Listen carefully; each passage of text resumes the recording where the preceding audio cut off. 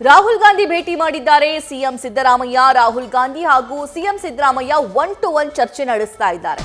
ನವದೆಹಲಿಯ ಜನಪತ್ ನಿವಾಸದಲ್ಲಿ ಈ ಸಭೆ ಆಗ್ತಾ ಇದೆ. ಸಂಪುಟ ವಿಸ್ತರಣೆ ಮತ್ತು 4 ಪರಿಷತ್ ಸ್ಥಾನದ ಬಗ್ಗೆ ಚರ್ಚೆ ನಡೆಸುತ್ತಿದ್ದಾರೆ. ಕೆಪಿಸಿಸಿ ಅಧ್ಯಕ್ಷ ಸ್ಥಾನದ ಬಗ್ಗೆ ಚರ್ಚೆ ನಡೆಸುವಂತಹ ಸಾಧ್ಯತೆ ಕೂಡ ಇದೆ. ಅದರ ಜೊತೆಗೆ ರಾಜ್ಯದಲ್ಲಿ ಈ ಹನಿ ಟ್ರ್ಯಾಪ್ ವಿಚಾರವಾಗಿ ರಾಜಣ್ಣವರ ಪುತ್ರನ ವಿಚಾರವಾಗಿ ಈ ಬಗ್ಗೆನೂ ಕೂಡ ಹೈಕಮಾಂಡ್ ನಾಯಕರಿಗೆ ಮನವರಿಕೆ ಮಾಡಿಕೊಡುವಂತಹ ಸಾಧ್ಯತೆಗಳು ಇರುತ್ತೆ. ಸೆಷನ್ನಲ್ಲೇ ಯಾಕೆ ಅವರು ಅನೌನ್ಸ್ ಮಾಡಿದ್ರು, ಅದನ್ನ ಪ್ರಸ್ತಾಪ ಮಾಡಿದ್ರು, ಮೊದಲಿಗೆ ಹೈಕಮಾಂಡ್ ಗಮನಕ್ಕೆ ತರಬೇಕಾಗಿತ್ತಲ್ವಾ ಅನ್ನುವಂತಹ ಅಸಮಾಧಾನ ಹೈಕಮಾಂಡ್ ನಾಯಕರು ರಾಜಣ್ಣ ಮೇಲೆ ವ್ಯಕ್ತಪಡಿಸಿದ್ರಂತೆ.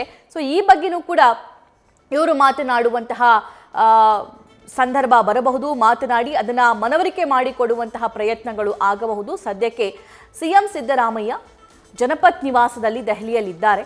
ಈಗ ರಾಹುಲ್ ಗಾಂಧಿ ಜೊತೆ 1-to-1 ಸಭೆಯಲ್ಲಿ ಭಾಗಿಯಾಗಿದ್ದಾರೆ. 4 ಪರಿಷತ್ ಸ್ಥಾನ ಭರ್ತಿಯಾಗಬೇಕು, ಸಂಪುಟ ಪುನಾರಚನೆ ಮಾಡಬೇಕೋ ಬೇಡವೋ, ಯಾರನ್ನ ಸಂಪುಟಕ್ಕೆ ಸೇರಿಸಿಕೊಳ್ಬೇಕು, ಯಾರಿಗೆ ಕೈ ಬಿಡಬೇಕು, ಎಲ್ಲದಕ್ಕಿಂತ ಮುಖ್ಯವಾಗಿರುವಂತಹ ವಿಚಾರ ಕೆಪಿಸಿಸಿ ಅಧ್ಯಕ್ಷರನ್ನಾಗಿ ಬದಲಾವಣೆ ಮಾಡಬೇಕಾ ಬೇಡವಾ ಅನ್ನೋದು.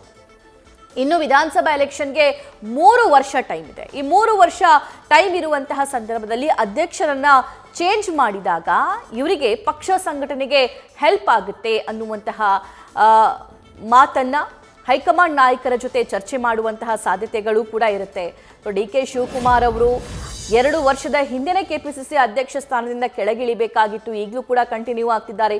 ಈ ಬಗ್ಗೆ ಚರ್ಚೆ ಆಗುತ್ತಾ, ಏನೆಲ್ಲ ಕ್ಲಾರಿಫಿಕೇಶನ್ ಇವರಿಗೆ ಸಿಗುತ್ತೆ, ಇದೆಲ್ಲದರ ಬಗ್ಗೆ ಸಾಕಷ್ಟು ಕುತೂಹಲ ಇದೆ. ಈ ಬಗ್ಗೆ ಹೆಚ್ಚಿನ ಮಾಹಿತಿ ನಮ್ಮ ಸೀನಿಯರ್ ಸ್ಪೆಷಲ್ ಕರೆಸ್ಪಾಂಡೆಂಟ್ ಜಗದೀಶ್ ನೀಡ್ತಾ ಹೋಗ್ತಾರೆ. ಜಗದೀಶ್, ಸಿದ್ದರಾಮಯ್ಯ ಮತ್ತು ರಾಹುಲ್ ಗಾಂಧಿ ಅವರ ಚರ್ಚೆಯ ವಿಷಯಗಳು ಏನೇನು?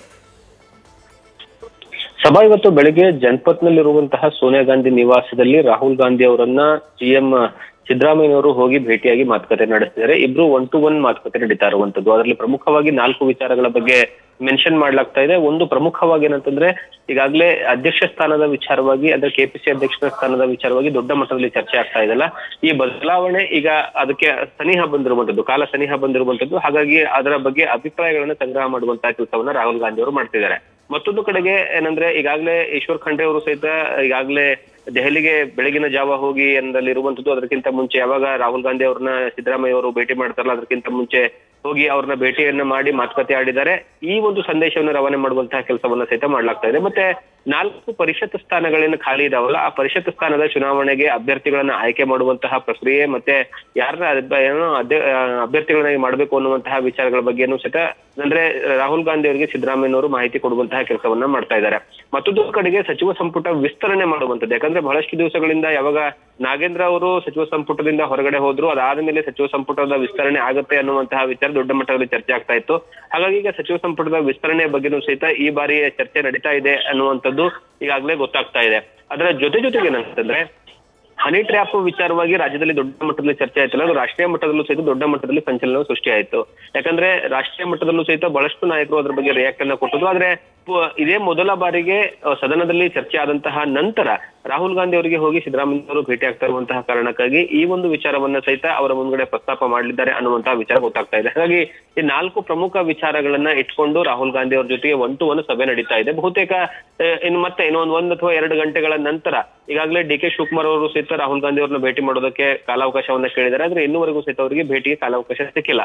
ಹಾಗಾಗಿ ಬಹುತೇಕ ಇವತ್ತು ಸಂಜೆವರೆಗೂ ಸಹಿತ ಇಬ್ರು ನಾಯಕರು ಅಲ್ಲೇ ಇದ್ದು, ಅಂದ್ರೆ ಸಿದ್ದರಾಮಯ್ಯ ಮತ್ತೆ ಡಿ.ಕೆ. ಶಿವಕುಮಾರ್ ಅಲ್ಲೇ ಇದ್ದು ಒಂದು ಪರಿಷತ್ತು ಮತ್ತು ಅಧ್ಯಕ್ಷ ಸ್ಥಾನದ ಬಗ್ಗೆ ಬಹುತೇಕ ಅಂತಿಮ ಆಗುವಂತಹ ಸಾಧ್ಯತೆಗಳು ದಟ್ಟವಾಗಿ ಕಾಣಿಸ್ತಾ ಇರುವಂತದ್ದು. ಸಭಾ, ಥ್ಯಾಂಕ್ ಯು ಜಗದೀಶ್.